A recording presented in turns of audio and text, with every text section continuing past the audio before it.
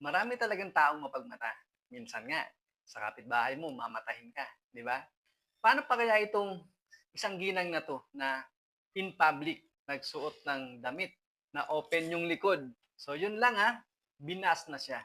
Ugali na kasi ng mga tao 'yan, yung makialam. Parang inalisan ka ng karapatan sa mga gusto mong gawin sa buhay. Isa pa, may okasyon yun. Karapatan niya kung anong gusto niyang isuot sa oras na yon. Parang gusto ng mga tao sa paligid natin, sila yung masunod sa dapat natin gawin sa buhay natin. Pansin mo ba? Sa panahon ngayon, parang wala ka ng ginawang tama. Parang lahat ng gawin mo ngayon, mali sa paningin ng mga tao.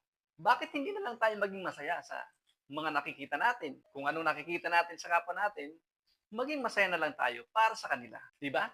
Mas maganda yung ganun, no? Mismo. Pero saludo ako dito sa ginang na to eh. Ipinagpikit balikat niya lang yung pangbaba sa kanya ng mga tao. Pero kung ibang tao, mapipigo na eh at magagalit. Bihira yung ganyang tao. Ang mapapayo ko lang sa lahat, gawin nyo kung anong gusto nyong gawin sa buhay. Kung ibas kayo ng mga tao, hayaan nyo lang. Yung mga bashers na yan, suklian nyo ng pagmamahal.